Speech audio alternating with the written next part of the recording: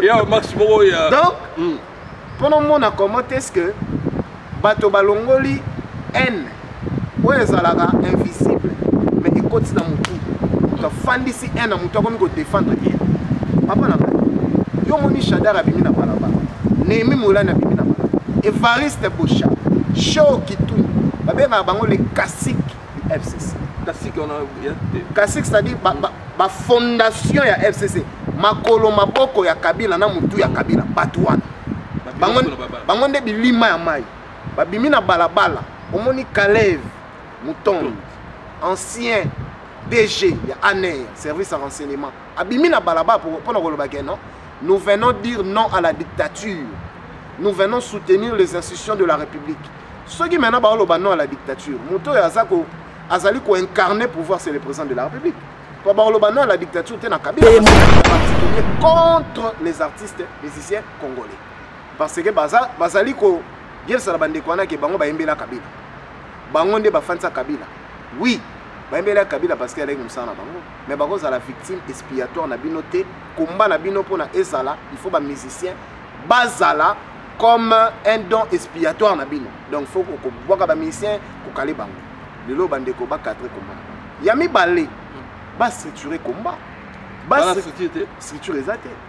Nani za ko représenter combat. Parce que combien de moments vagues. Papa, pour parler de la résistance, les gens qui sont résistants. Nous sommes résistants à la gare du Nord. On peut savoir la différence entre le banc. Bako utilise la résistance. Soit au Yebi Maramboro le baté. Quand on a Google, on a bêta mo résistance. On parle de résistants. Bateau bazana terre, bazana ko résister contre Bitumba, contre mon pépé. Exemple. Je salue aujourd'hui la bravoure et le courage. Yabande Konabi soit est de la République. Bazmo on a des résistants. Bazako boma bango, bazako massacrer bango, ba osala bango mabe mais batikali na mabele ya bakoko. Ba bibiso to kende pa imoroté. Ba bateli territoire ya mboka. Bango nde bali ba résistant. Bravo à la jeunesse congolaise, à la jeunesse quinoise. Oh ba braver ko banga, ba braver liwa, ba braver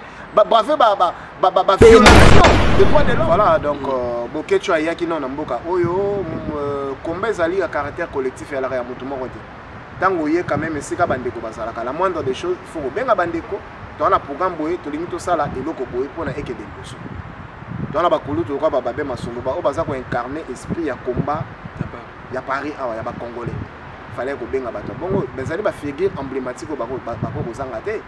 On a battu le rôle à Nani, Papi Volcan, basa combattant en France, basali belé, combo c'est belé. Belé, baladison. Voilà, baladison les consorts. Mais tant que yo yé, on commence à la vidéo na yo, on commence au finger. Ils ont un sens marocain. Oui, aïe au ça la copine, aïe comme monter bancher. Ils ont cop. Aïe cop, aïe qui comme monter bancher. T'as là des logs on a bêti, au moins niveau na on est talent il faut tenir dans longtemps. Donc, ils ont n'importe quoi et Babylone a salué, ils ont monté et puis il faut savoir. Na bateau, ils ont marche dans le monde. Ils ont bateau, ils ont structure, ils ont association, ils ont ASBEL, ils ont ONG. Donc, il fallait aller quand on a des déco. Oh, ils ont des démarches. Mais cela n'empêche.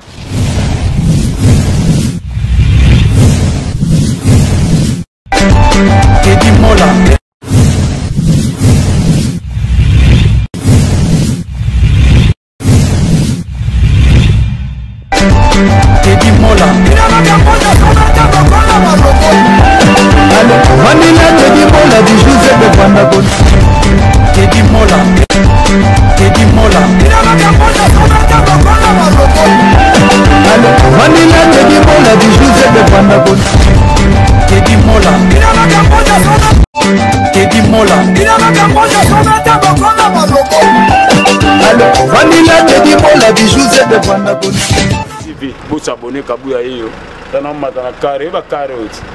Carré no tana mai na ya na ngo s'abonner Teddy Mola TV en direct de Paris. Tout le monde dans monde entier.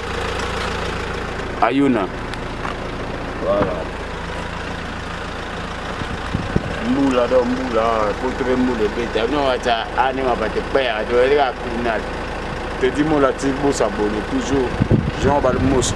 Tout ba site union se vous s'abonner. Na biso pesa c'est ça ba sengabi Teddy Mola TV.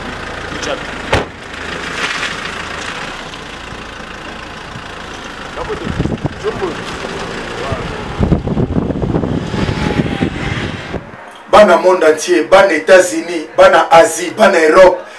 Maintenant, s'abonnez-vous na Arche de Noé chez Teddy Mola. Et l'ingoloba aux lions, aux léopards, aux nyamani aux sportifs, aux musiciens, aux comédiens, aux pasteurs. Arche de Noé, le micro Arche de Noé Teddy Mola né. Et l'ingoloba zo qui pète, na banzinzi, na bafuba kota sama benga bango. Tokuta na kata Arche de Noé et qui est pour na mutute et tout na mutute. Teddy Mola, Arche de Noé, Teddy Mola. L'excellence, Teddy Mola, le faire savoir. Au moins, il est paiement. Maintenant, Bandi. Voilà, merci d'avoir tout balanda sur Teddy Mola TV. Teddy Mola TV, tout ça pour Nabino. Merci Nabino. Tout ça, Nabino Boya, tout solo la état Québec congolais, na diaspora. Yango moninga zana pour na mutunyoso. Mais Léon Nane Sengo, mon frère, avec ton frère Nangai, na combo ya maître David Enzo, Aza avocat, Aza communicateur ya cash.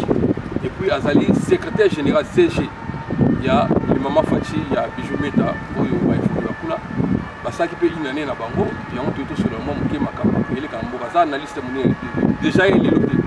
Pendant que Ramelo, la CPI, n'a invité la plateforme Mangaï, tout sur le moment besoin des cas, partout, la Kinshasa, partout, la diaspora, Makambo Telembo, Boni, maître d'Afrique. Merci beaucoup, Teddy Mola. Impressionnant le mot de Belé. Merci. Merci de l'invitation. On a battu téléspectateurs Nyonso. Teddy Mola TV, on va rejoindre Bakou. Il y a Rolanda Ngai pour la première fois sur la chaîne pour la PCB Nombo Tebele. Et on a signé Nabino s'abonner encore massivement. Et bon, soit maintenant rendez-vous chaque semaine pour Bandaromo Ngai, Maître David Enzo, na émission na Teddy Mola pour nous analyser sur des questions d'actualité, des questions politiques en Boka. Sinon, on a Zali Kimia, merci beaucoup. Moi, le moment où tout le monde est fait, les gars qui toquent, il y a les mamans Fachi.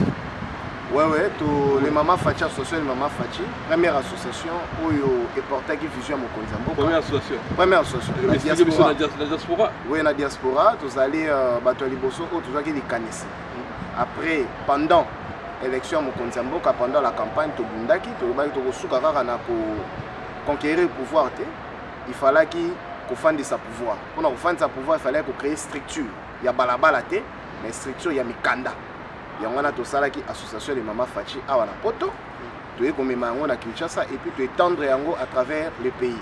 Nous avons sur samedi le 15 département de Maman Fachi Congo central. Nous avons implanté na Tchela. Et pas il y a maman Edith Lukanga na PCMbo Tebele, maman Pauline Ochumba depuis Kinshasa, Bijou Meta. Donc voilà, tu fais une année na biso ya musala auto salaki, ya kondimisa batu. Le président de la République, pas Félix Tshisekedi comme individu, mais Félix Tshisekedi comme vision politique et le projet d'avenir pour le Congo meilleur et radieux.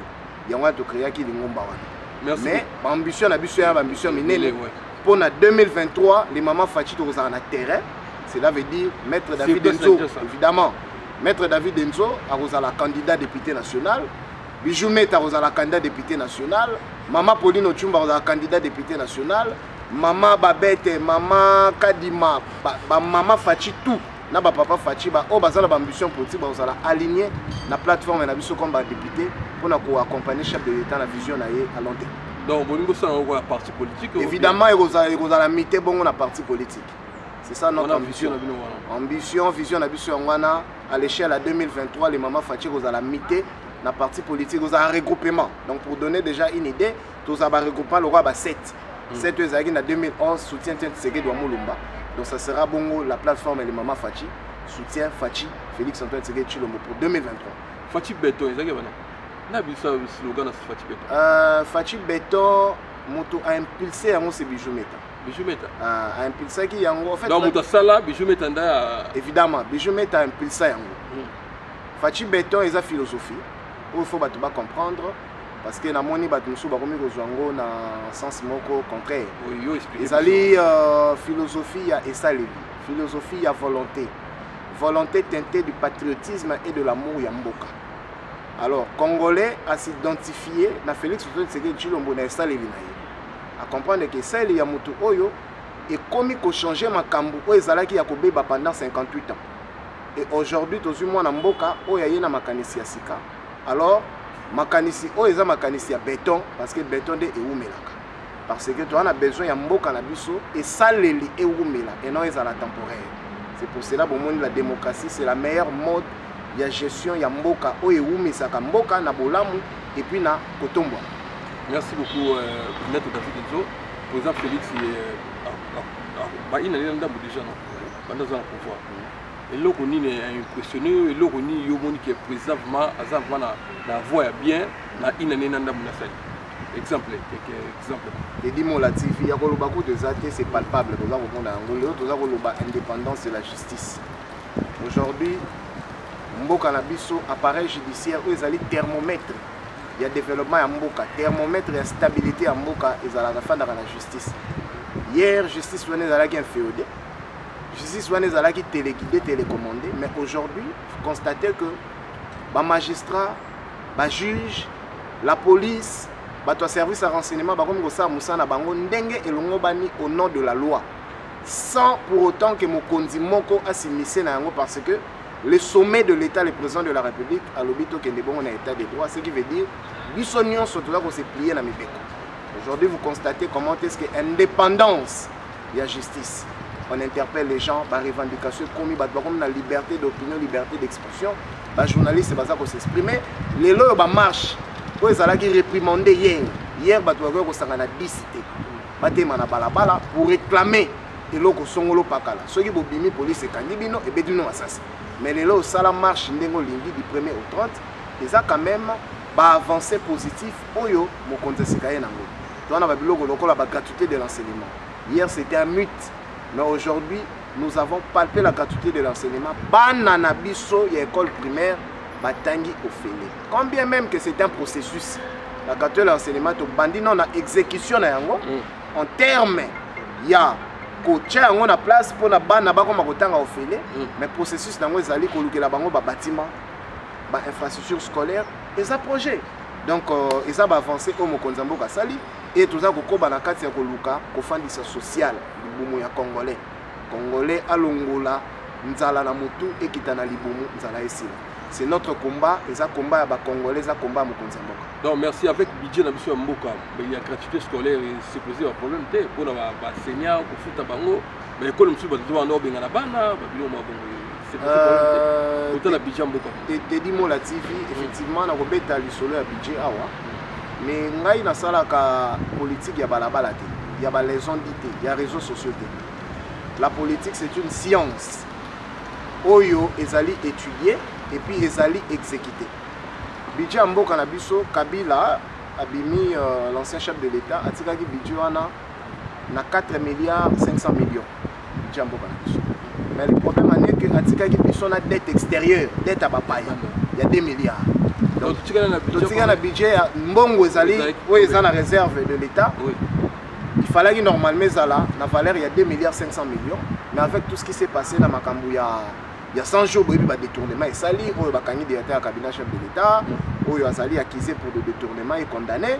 Il y a des sociétés, le rôle de Jamal, Bakangi Bango, Mbongo na réserve à l'État, tout ce qui est Mbongo, tout à 1 milliard 500 millions. Donc Mbongo c'est Bimagi déjà pour nous. Évidemment, Mbongo Bimagi déjà, Mbongo est là. Mais il faut comprendre une chose. La politique, Oyo tout ça, les gratuité de l'enseignement, Mbongo est financé gratuité de l'enseignement et outil na budget Mboka. Et outil na aide extérieure. Il y a la communauté internationale.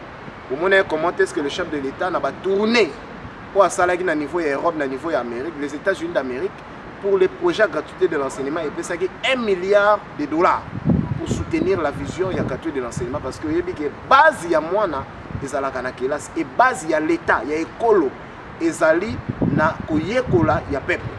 Il y a wana papa ya basungaki biso, budget wanande et sungaki exécution. Il y a gratuité de l'enseignement. Mais moi, je dis un processus. Vous allez comprendre les irrégularités, les faiblesses, mais au fur et à mesure, vous allez avancer et comme effectif et fond. Donc, pour mettre un peuple congolais, horizon 2021, 2022, 2023, gratuité de l'enseignement, dans l'établissement scolaire et vous allez au point pour soutenir le développement de Mboka na biso. Merci beaucoup, Maître David Nzo. Tant que coach, au côté de la marche, la manifestation au Congo, est-ce que parti au pouvoir, le rôle de l'IDPS, ils ont droit à la marche dans Mboka, ceux qui pouvoir vous pas fatigué. Effectivement, l'IDPS est un parti politique, parti au pouvoir, azali na ba objectif na ambition. Azana cahier de charge. Et les loyaux IDPS azako sala sous marche comme na opposition pour réclamer. Mazako sala marche comme ba syndicat pour ça la marche. Moi différence on est ko sala IDPS ya hier. Ils allaient ko sala marche comme opposition pour na ko réclamer. Vous comprenez? Azako réclamer pas ya ba konti. Bobong c'est la biso boy bo sala boy na photo to landa mibeko lobi boy. Mais le lot IDPS a aussi la marche comme syndicat et peuple. Azali ko dénoncer ba anti-valeur aux agosales menacés. Il faut saisir une chose. Alternance au Sali, nous sommes en train d'aller dans la vision de déboulonner le système. Le système, ce n'est pas lié à un individu. Le système, c'est tout d'abord la philosophie, la sociologie et la méthode, le mécanisme où ils allaient incarner place. Congolais Sali pendant 50 ans, avant d'un système, il y a impunité qui moïbi. Pendant 50 ans, Mobutu Sali a Kabila est entériné. Pendant 18 ans, Kabila est 50 ans. Donc Mobutu a porté sa message, il y a impunité, il y a qui moïbi, il y a détournement, cabégie financière, Makambozala qui est belé. Kabila est afandi si on boti message.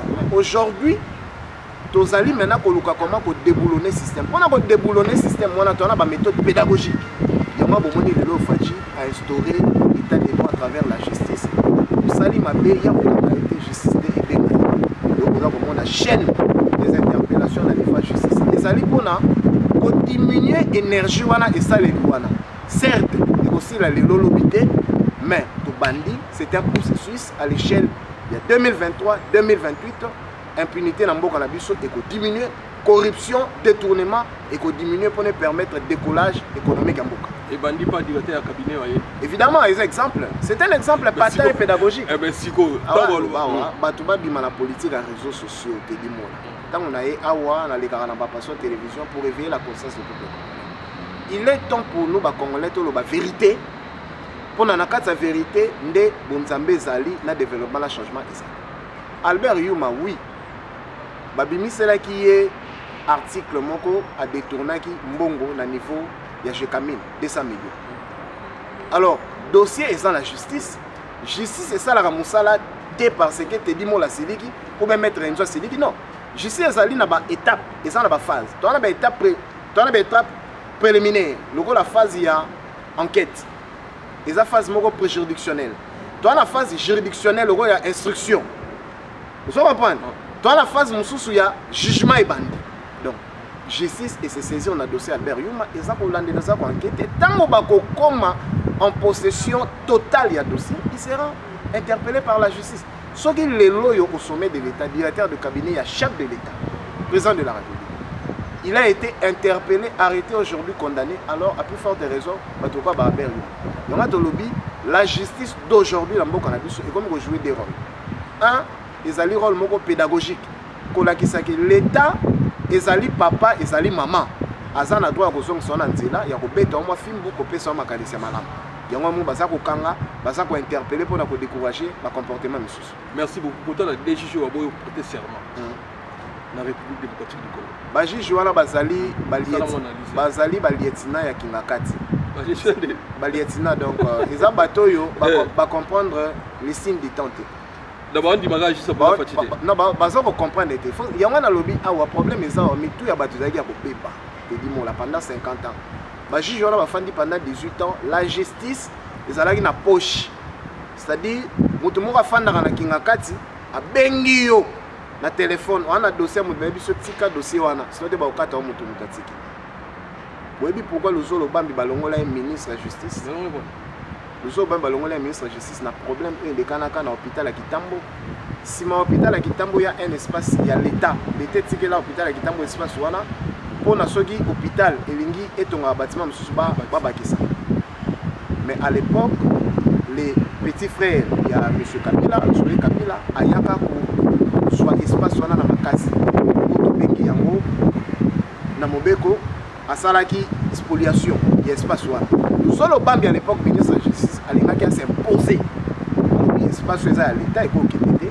Et de jouer à même le solo bambi do au mur le bateau la soli ngai na yo na sale comme balongola le solo. C'est ça le combat auto anango ya lelo yo. Aujourd'hui Congolais ne sont commis égal devant la loi. Au Sali Mabé on va dénoncer et il n'y a pas que soit il va dénoncer justice se saisir on a dossier va interpeller. Voilà donc lelo yo tout ça les là pour la processus de changement lelo fati usurpateur. C'est quoi l'usurpation? Non, mais quand usurpation, ils allaient infraction. On a apporté qualité, ou ils allaient y aider. Cela veut dire, on a des avocats. Ndekomoko aya yibinga yi carte na nga ya ba avocat. Accueilli ko se présenter na ngo na devant l'officier de l'état civil, l'officier du ministère public, devant la police. Na qualité na nga so ba kangiye na yango azali usurpateur. Mais comment Bogobenga Fachi usurpateur par rapport à quelle fonction? Parce que Fachi Azali, président de la République, élu, publié par la CENI, confirmé par la Cour constitutionnelle, approuvé par la communauté régionale et internationale. Donc, casquette de la usurpation, ils ont natinate. Voilà, il est Salama, Kabila Mtapona, Tala, entre Yéna, Chadari, Yemtabula. On est la politique à YouTube, il y a Facebook. Les réseaux sociaux, il y a un point, il y a un baisse, il y a un château rouge. Quand la politique, il faut être sérieux. Dis-le, c'est par rapport à quoi, papa? Peuple congolais s'enroulé, peuple congolais a une campagne électorale, peuple congolais a tali un projet de société à Moko na Moko a dimi à Ponia. Donc, il même devant la Cour constitutionnelle. Le monde est dans la Cour constitutionnelle. Pas preuve, papa. Donc, là, c'est un débat déjà mort. Donc, c'est un état pour les gens qui ont dit hier, il y avait un débat au sein de la société. Fachi Mwana Bitinda, Fachi étiquette, Fachi machin. Mais bon, si vous assistez à un spectacle, Oyoya, soi-disant parti, Oyo Batouandé, Banga, ou bien qu'on identifie que Bango débat le pouvoir FCC, Basaki n'a pas la balle pour réclamer non à la dictature. Parce que va réclamer non à la dictature et pas Nani. Babi oya mascara masque oh marche basalana oui c'est quand Babi ya marche moko ya donc pendant mon a commenté est-ce que bato balongoli N ou ezalaka invisible mais écoute na mutu to fandisi N na mutu comme ko défendre bien papa na yo moni Chadara bimi na balaba Nemi Moula na bimi na balaba Evariste Bocha Show Kitu babenga bango les classiques FCC. Classique, c'est-à-dire la fondation ya FCC. Makolo maboko ya Kabila na mutu ya Kabila Batouana. Bangonde bilima ya mai. Babimi na balabala. Omoni Kalev Mouton, ancien DG ya ANER, service à renseignement. Abimi na balabala pour non. Nous venons dire non à la dictature. Nous venons soutenir les institutions de la République. Ceux qui maintenant parlent non à la dictature. Mouton ya Zako Azali ko incarner pouvoir, c'est le président de la République. Quand on parle la dictature, c'est Kabila parce que Kabila a sous-présenté. Vous comprenez comment est-ce que la contradiction, même dans Mitou Yabatu, Tolobaki, Mikolo Nangonga, Bako Selango, Makambuti, pour ne komaka. Le président de la République, Félix Antoine Tshilombo, Azali n'a pouvoir naïe, Azali komi fandisa, Lelo Batuzali ko assister à la diplomatie régionale et internationale, il y a mon Mboka. Papa Nangaï. Mboka, Kobongisa Mboka, c'est tout un processus, c'est un travail. Ce n'est pas un travail du jour au lendemain. Et ça travail, il faut tout ça secteur par secteur, niveau par niveau. Mais toi, on a chantier, mon nez, les chantier à Congolais. Il y a un Congolais, esprit, il y a une intoxication. Na lokuta. C'est un travail. On doit instaurer na Mboka. Il y a un côté sa Congolais sans il y a bolingo ya Mboka na yo. Vous n'avez pas été dit là.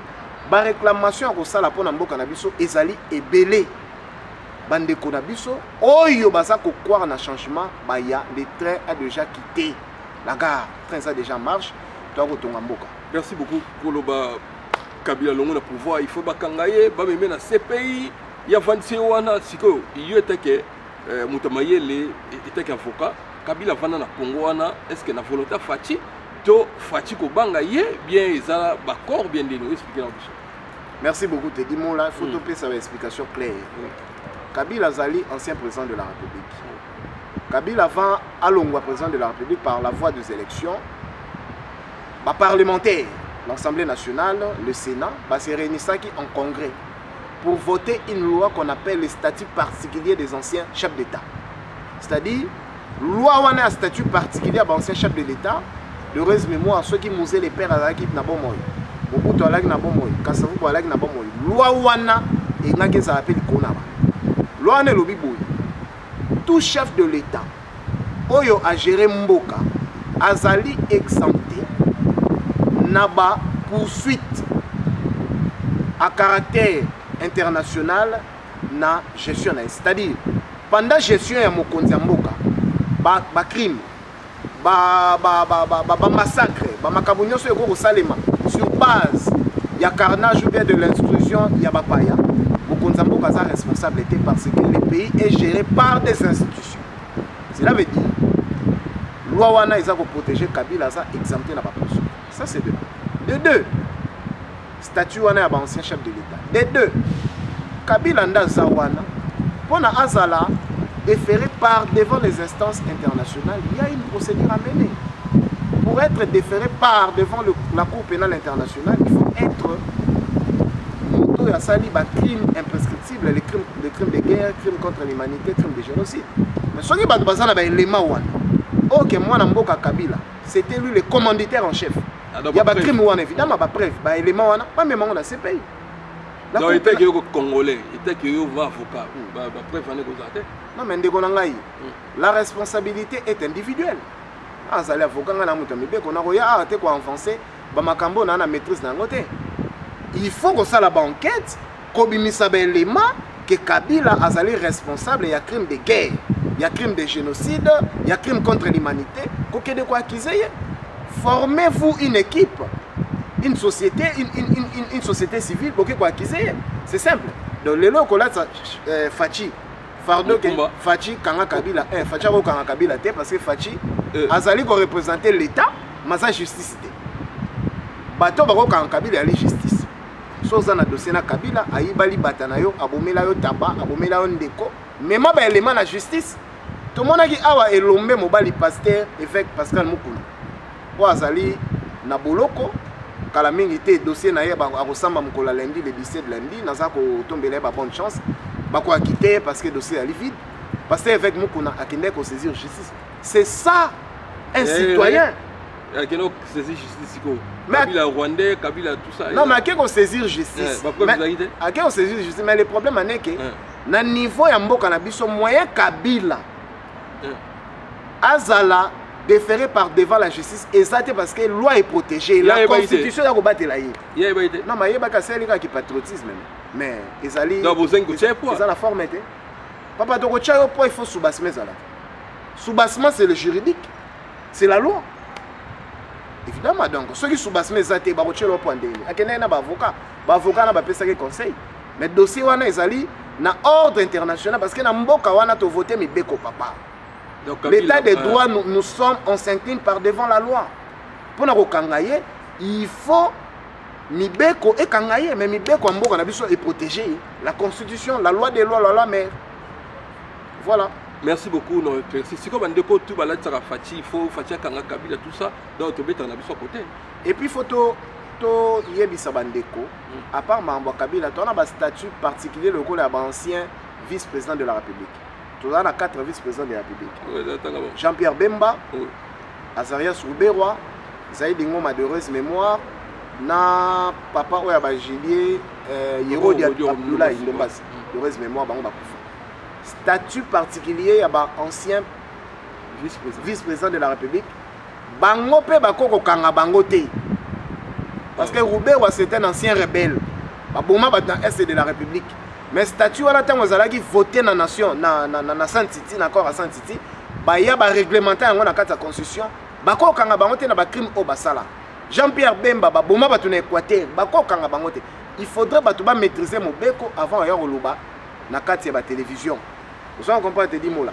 Pour na ko véhiculer NT ko véhiculer buzo baté. To véhiculer ba falaire na bolingo pour na mboka na biso ke liboso. Merci beaucoup, Maître David Enzo. En tout cas, vous avez à tout moment. Nous bien opinion parce que comment vous avez dit que vous avez fait Facebook, chaîne oyo eza mpona bacongolais oza moto ya INC moto ya IDPS oza moto ya MLC moto ya Lamuka oya koloba makambo oyo so omoni quelqu'un bakoloba elobi tozofinga trop tozoporte rien kofinga bandeko na biso na biso bacongolais tolingani vraiment te ya kolingana te maître Tchouka Mbomba imbattable mbote siko ali Masamba Kilwani mbote siko ali mbote na Wado Fumo merci yayo Beanzaba merci tozo continuer à mettre David Ezo mettre David Ezo tozaki na poto faut tout ça na moi na liso mo tozaki na poto ça fait au moins un bon moment exemple la route a pris 10 ans 12 ans 15 so na zine ba mboka loko ba Londres wana et ko pas 15 ans musique oya biso ba prestation société do artiste na biso congolais na poto wa ba ko tambola conseil ba beta ba société réseau de aussi ça qui Kabila za wana ba embela Kabila il faut longwa pour musique ezonga na Congo mais tout le monde le 28 février nous connaissons fallait betaki tout le monde a le rogné le kaki na kacha gare de Lyon Marie Le Pen a benga ba truc ba rakai yana onino so ko expliquer rakai pour terme yana na biso laisse tomber rakai eza qualification moko ya mabe o salabat o salabat o to ko ndima ko to ko accepter ngote ko mema ngote l'accident biloko banyama salité donc makambo ya mabe quoi c'est une qualification moko fâcheuse biloko banyama biloko mo ezanga tina bande de rakai au Marie Le Pen atleta bongo peuple congolais à la revendication à un niveau il y a garde de Lyon en fait dans la lingito c'est comprendre mon biso to ali ba démocrate et nous sommes en train d'instaurer effectivement système paix esprit où il y a démocratie. La démocratie loge dans la liberté d'expression, liberté d'opinion. Sauf que liberté d'opinion na biso bien liberté d'expression na biso écoute sa biso te na ba racontar. Écoute sa biso te na ba imputation dommageable. Écoute sa biso te na ba diffamation, lokuta. Liberté d'opinion, liberté d'expression na biso etika na cadre politique. Oyo ozali na dénonciation, ozali pe ko apporter proposition. Bande qu'on a biso bayaki ko sala manifestation na bango. Manifestation etikali démarche moko pacifique. Mais ba kotaki na vandalisme, ba kotaki na pillage, ba kotaki na rébellion contre bande qu'on a bango moko et puis bon monaki et aboutir na eloko moko. Et je pense que aujourd'hui réclamation ya bande qu'on a biso ba combattant. Bande ko toza ko reconnaître combat esprit combat au bande ko basali c'est un combat noble. Et tombolaki makanisi ya peuple congolais à travers le monde pour dénoncer bamakambo mabe bande ko sema na mboka na biso et aujourd'hui il y a eu gain de cause pour mener les alternance politique au sommet de l'État. Mais et ça les lit ya bande ko na biso lelo il faut pas changer fusil d'épaule. Vous savez comprendre? Hier tout le monde disait tout le monde c'était le vœu de tout le monde Kabila akende. Aujourd'hui Kabila n'est plus au sommet de l'État. Les loyaux démarche na bango il faut ezala amélioration ya conditions sociales. Mais amélioration conditions sociales et qu'on se justifie dans le radicalisme au bango bazana yango contre le peuple congolais, en particulier contre les artistes musiciens congolais. Parce que bazali ko dire ça la bande kwana ke bango ba yembela Kabila. Bango nde ba fansa Kabila. Oui, ba yembela Kabila parce qu'elle est musana bango. Mais bango za la victime expiatoire na bino te. Combat na bino pona ezala, il faut ba musicien bazala comme un don expiatoire na bino. Donc faut ko boka ba musicien ko kale bango. Lelo bande ko ba cadrer combat. Yami balé ba structurer combat. Ba structure exacte. Nani za ko représenter combat. Parce que combat mon vague. Ozo ko bunda ndini, ozo ko bunda nani, ozo ko bunda wapi. Papa, pour parler de la résistance les lois te bela mbenga na résistant wana garde nord on peut savoir no différence à mon qui dans le banc ba koko utilisera mo wana résistance té soit oyebi makambo lo baté kota na Google na yo beta mo résistance on parle de résistants bateau baza na terrain baza ko résister contre Bitumba contre Mopepe exemple je salue aujourd'hui la bravoure et le courage ya bande kona biso est de la République base mo wana de ba résistant baza ko boma bango baza ko massacrer bango ba ko sala bango mabeme batikali na mabele ya bakoko ba bibiso to kende pa imorote ba bateli territoire ya mboka bango nde bali ba résistant bravo à la jeunesse congolaise à la jeunesse quinoise oh ba braver ko banga ba braver liwa ba braver ba violation des droits de l'homme bande ko na biso le roi ba rossi mukendi ba résistant paix à son âme kufa oza kolanda résistant yona résistant ate moto oza kolia shawarma ofandi oza kolia frites obimi na télévision otie poudre oza résistant par rapport à quoi libanda papa résistant ali belle na den aya beti World Center et lali azongi na Afghanistan afandi résistant ali ba Kadhafi na mboka na ye vous comprenez ah libanda il faut bozali ba résistante ba combattante ba ali ba syndicat bato voilà ba syndicat parce que aza ko bundana mutu te yo bundana na télévision combattre zali Moussé le père Laurent Désiré Kabila c'est lui le combattant afanda 30 ans na Zamba papa 30 ans na Zamba Mobutu Sese Seko puissant aye na ye aluki batu baye ba pesi makasi ba pesi ba minduki baye ba beti Mobutu ba dimisi Mobutu c'est lui là le combattant yo ko loba za combattant to libérer mboka na spiritualité ou bien olimo combattre zali papa ki mbangu abundisi ben impérialiste na mboka na biso bapaya alobi Congo sera dirigé par les Congolais combattre zali ba Lumumba ba Kasavubu ba botola indépendance ba pesi autonomie ya gestion ya mboka na ba Congolais apesi bo moinaye à l'âge de 35 ans ba bomiye pona ekolo oza kolanda combattre wana alors biso bandeko awa toza ko ignorer combat na bango te combat na bango ezalaki pona ko tombola ba pasi ya Congo ya ekolo Congo communauté internationale évidemment mais tokolo baba s'accaparer na ngote parce que c'était le combat de tous les peuples congolais papa o bazali en interne na ba o baza à l'externe vous allez comprendre mais réseaux sociaux sali que bandeko wana ba dénoncer lelo basa la ba syndicat ali moto aza ko dénoncer et puis azali ko apporter ma proposition lelo ceux qui balingi ba luka bango ba solana bango ba luka bango par quel moyen par quel canal basa structurité pourquoi ba structurité parce que ba yebi démarche au bana ngote ba ambitionné to libérer mboka comment par quel moyen et lelo yo balongola na mutu na bango l'accession au pouvoir depuis 2000 ans le Conseil de sécurité des Nations Unies et FANDA ne peut accéder au pouvoir que par la voie des élections. Guerre, rébellion et kokota lisusu te parce que lelo to na ba institution lokola Union africaine, to ali na ba SADC.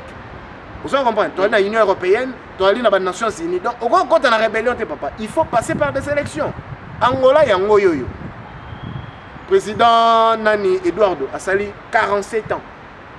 À Monique, Afrique centrale et comment changer et ça les comment quand on a développement à céder pouvoir ba côté alternance na bango ça ko avancer et le lo na Congo République na mboka na biso RDC et côté lobe ko na Brazza et ça mo pepeza ko tambola donc bandeko ceux qui bolingi bo participer na gestion ya mboka il faut bo sala na kati soit société civile soit na kati ya parti politique et non combat parce que combat na la télévision na kati ya réseaux sociaux pour changer le monde.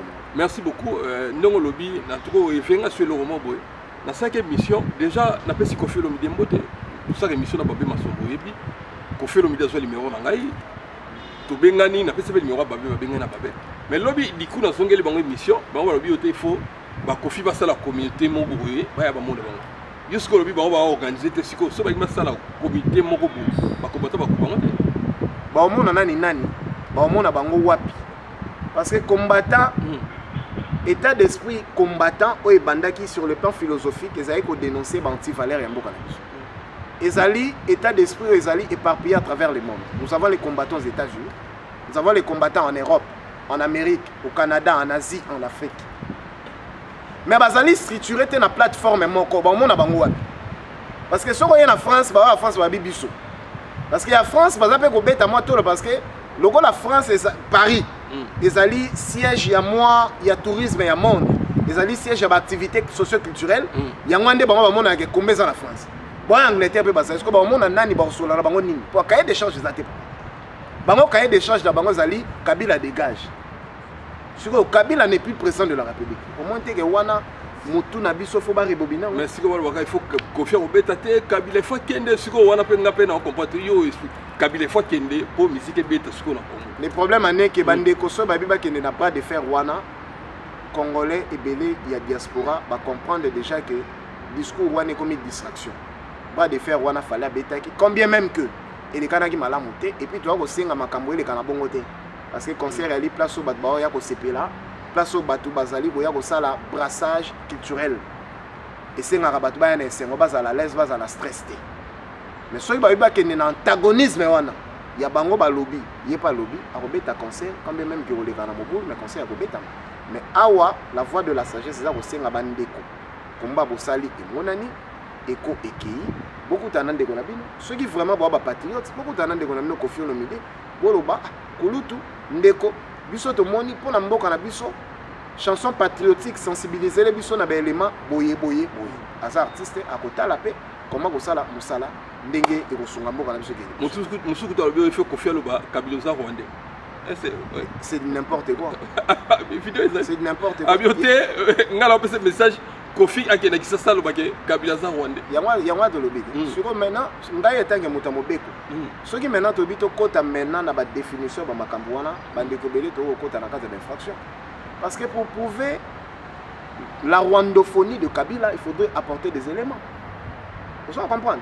Kabila il a été président de la République Yamboka Anatolinga Yangote pendant 18 ans. A travaillé na Bemba Jean-Pierre. A travaillé na Fayulu. A travaillé na Mozitu. Ba reconnaissé comme président de la République parce que la constitution Yamboka Nabiso, la loi électorale Yamboka Nabiso le Bible pour être candidat président de la République. Primo, il faut avoir la nationalité congolaise. Donc azaki non. Soki bandeko wana o bango lelo ba wana ndana sima. Bandimaki ye balobi Kabila umela. Umela. Yo lo bani. Soki yo sko za ko contester la nationalité de Kabila, qui ne saisir justice. On a liberté papa. La loi congolaise, il y a constitution en Mboka na biso article 10 la constitution le dit, la nationalité congolaise est unique et exclusive. Et ça encore, et ça a mis balete, biso on a double nationalité. Alors, ce qu'on dit que Kabila azali usurpateur de nationalité, futa billet mutako kangoya azalité, kende na tribunal, ya grande instance à Gombe, kende ko lobagena ko funda Kabila za Rwandais, démontrer nationalité rwandaise à Kabila. Donc il faut y avoir un élément. Il faut y avoir un élément. Soit y a ngote bakangio pour la diffamation. Vous avez le choix. Ou soit au sugi na Facebook, na YouTube. Au sugi de Hano. Suga la réclamation là. Voilà, merci beaucoup. Merci beaucoup pour votre mail à Fongol Bisso Makamobile. Mais quand elle m'a conseillé à confiance moni, combien ça a moi ini. Quand elle va beaucoup chose à na bofo na maman di bien soba. Donc on a serre na ya kula. Kofi a uta vraiment na Belgique. Aya vraiment les cas vraiment na sika ba confiance obeta na IARE na reine sika la défense. À la défense. Confiance au Beka à Simba de cette manière on veut ça bon on vend des convoquer sur ça là. Ils ont sa manière et puis ils allaient trop légère parce que réclamation est synonyme de qualifier Batouté. Tu peux passer les messages sans pour autant inciter. Et puis des deux, combat est allié à caractère collectif. Tant que quand même Bouketchou, Kouloutou, Azalaka na Bruxelles, Azala Belgique. Mais Batombo Kao Bazali, na ope sambo te pas Kouloutou nangai Babé Masombo. Général, à mon akuta bangote. Babé Masombo, Oyo, Kouloutou nanga ko respecter. Baladiso na mona bangote. Ouais, nanga respecter par rapport à Mboka. Oyo, combat est allié à caractère collectif et à la Yamutumo Rote. Tant que quand même sika bandeko bazalaka la moindre des choses, il faut benga bandeko. Dans la programme boye, to limito sala eloko boye pona eke demboso. Dans la Bakouloutou ko Babé Masombo ba o baza ko incarner esprit ya combat ya Paris awa ya ba Congolais. Fallait que benga bato bongo bezali ba figure emblématique bako kozanga te tona bato lokola ba nani ba Papi Volcan baza ba combattant en France bazali belé ba kombo ezebele ah belé Baladison voilà Baladison les consorts mais tangu yo ye o komo sala ba vidéo na yo o komi ko finga eza en sens moko te oyo aye ko sala copie na aye ko monter ba enchère eza copie aye copie aye ko monter ba enchère tala de eloko na beti au moni niveau na ngondenge tala mi faut tinda nga autant. Donc, ils ont n'importe quoi et Babylone a sali wana, ils ont eloko monté et puis il faut savoir. Na bateau bako ko senga marche na mboka oyo, ils ont bateau bazana ba structure, bana ba association, bana ba ASBEL, bana ba ONG, bokecho na eloko ni na mboka. Donc il fallait que aller quand on a bandeko oyo basala awa basa démarche wana. Mais cela n'empêche tant ils en ont concert ezali na 2021. Oui. Ça n'a pas été dit moi. Et puis biso beto hôtel tozali koloba makambo nga avec beaucoup de pincettes parce que na 2020 awa concert wana betamaki monde bandeko na biso belé pe bakufi na mambo corona ezalaki pe un endroit oyo et partager maladie makasi. Donc ceux qui ba élément lokola wana ekezali bandeko ba sola yango ba préparer ba bandeni bakoko longola ba pona ke ba ke na brutalité ko sunga biso te. Donc bango so mayele ba comme na niveau d'administration ko koma. Mais alors faut pas combattre. il faut pas comment appeler ça ba argument ba kende na prophétie ba ça ba réunion artiste pe alobi aza ouvert yo tu sanga ko faire mda benga yo oui si aza ouvert pour na asola na bango si parce que ça congolais papa guerre mon côté na monde et si là na minduki batu ba panza na minduki ba kenda mais rambo ebisinga binga na artiste évidemment effectivement ko faire ça mutu oyo alobaka vraiment makambo mboka mais ko faire dénoncer makambo mboka dénoncer makambo machine à voter na Kinshasa a dénoncer ka conditions sociales conditions de vie ya ba congolais ya ba fonctionnaire ya ba policier ya ba militaire na mboka alobaka yango azo ba risque belé na mona artiste mon côté azala coursikité lokola Kofi il a été arrêté combien de fois a beta coup de poing et pas danseuse na Kenya kuna azongi ba che kaka menoté une semaine na kati ya makala boyebi ke Kofi azali na liberté provisoire en prison à sursis ben c'est ça ba kangé loko musumuke ba kangé parce que ezali par rapport à la position na ye oazoka a quand même na courage wana koloba parmi bango nyonso tangena ngana aloba ite wana lokutalo ba Kofi a dénoncé ça quand même courage wana donc comprendre et puis akoli akomi na fin en carrière bo solana ye mais ce que ça na ba réclamation mususu o bo moni que ça danger pour le peuple congolais en termes ya bon moi na bango en termes ya santé na bango. Là, vous êtes libre de revendiquer de manière pacifique et de manière scientifique. On va dire que Koyibe a racheté, bah couple vanda calme, bah bon on vanda calme, est-ce que bah na bon on va botter racheter, bah pousser tel racheter belé, en gros monique balingi etika la bon conseil betete na poto. Ah fallait better conseil, bah pousser dans un comme loi. Donc ce conseil betami automatiquement pousser tes bandits na poto. Papa na ngai. Bala o bagenda ko chaba o ba semba ba mineur to baba marché. Pona muta ke koyiba, il faut ça na makanisi. Et puis mutango lobi soit des afandi en poto a umeli awa ako yiba pour la musique magé ko yiba o monte ko yiba o yiba pour la musique donc muto na zana na antivalé et ça même exemple était ko beta et ça soni ba communauté mususu ba yoka ke congolais ke ndako yiba pona kota concert et puis le concert est là sous makambo yojite et là sous mambo ba courir na bino kalater le concert est comme il y a pas jeune à la Tiral Floren à la type façonnable à la type basket na yendo to telemi à côté concert. Vous comprenez? Donc, Mouto a salarié Moussane est normal à vivre décemment. aux années concert, aux années calme. À tes pendant que Goïba. Ou bien ça, pessimiste, c'est un bon. Oya ko latsa muto ba congolais qui na pesa ke ko mi nati no pesa mbo ba to amona ko se comme le roi ya ba compte à rendre to bilo mo bon isa ba comme na rancœur ba comme na haine contre bandeko wana voilà contre ba musicien alors démarche na bango to lobi démarche ezali malamu mais et ça les li et ça ya malamu te bati que ça les li ya brutalité et ça les li ya ko beta ba bandeko ya ko pier bandeko ba ça la réclamation pacifique. C'est ça l'état des droits, c'est ça la démocratie. Merci beaucoup, Ezaki Maître David Nzo. On a évité l'union, on a évité au groupe pour le peuple congolais, on l'a partout, on a dit mon actif pas dans les cas. Merci beaucoup, Teddy Mola, vraiment pour l'opportunité de on a pris dans des côtés pour l'émission Oyo, pour l'émission massivement, on a pris le peuple congolais de partout et c'est comme Mbote. On a l'inka kana faire comprendre bande konabiso. Régime il y a Félix Antoine Tshisekedi de Tshilombo régime Oyo est instauré. État des droits démocratie. Dans le cadre de l'état des droits démocratie, justice libre et indépendante, liberté d'opinion, liberté de pensée et liberté, il y a mouvement, il y a manifestation. Donc, awa, bandeko, oyo bazali ko réfléchir autrement. Ndenge mokote logo la biso, toi on a droit à ko vilipender bango. Toi on a droit à ko menacer bango. Justin Tshisekedi wa Mulumba. Tshisekedi wa Mulumba atiki Mobutu, atiki Lix, atiki ba avantage, abimi na combat, ayeko loba na yeko dénoncer ba anti-valeur lelo to ko loba na démocratie à travers Félix Antoine Tshisekedi. Donc to senga ka combat ezana réclamation ou bien démarche politique ezana discipline, ezana respect na ba considération. Merci Soba Mbote. Na pesi mbote na mama Fachi Bijou Meta. Bijou Meta. Mbote na yo na pesi mbote na mama Janine Kadima depuis Suisse Lausanne ou aza ko ma Paris papa Félix Kadima mbote bene. Mbote na mama Pauline Chumba depuis Congo central na Tchela kuna ba mama Facha Tchela mbote na bino beto na beto Congo ezali moko indivisible mama Edith Lukanga mbote na yo na pesi mbote na bino nyonso commando José Beya commando Kadio bino tout bozwa baku ya kolanda biso na émission on est ensemble bo mesa na maître David Nzo to bando sala a pour na ba analyse politique. Merci beaucoup. Merci beaucoup. Ouais, merci beaucoup. Mbote na kulutu babe masombo. Ouais, général babe masombo na pesi mbote na pesi mbote na moni vena kanga machine de guerre mon vieux, merci na geste, merci na GGK Coiffure lobi to sala noiselle.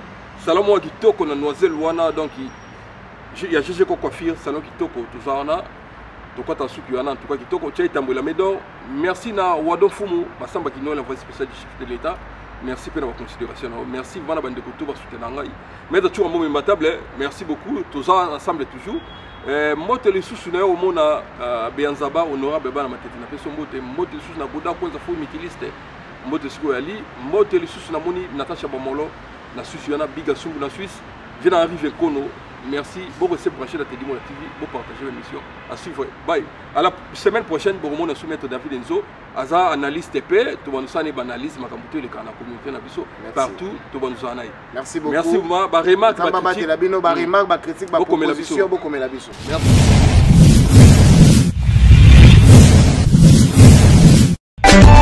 Teddy Mola.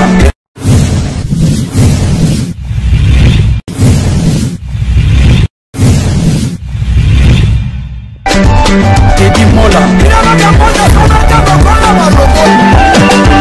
Vanilla Teddy Mola du José de Vandagon. Teddy Mola. Teddy Mola. Vanilla Teddy Mola du José de Vandagon. Teddy Mola. Teddy Mola. Vanilla Teddy Mola du José de Vandagon.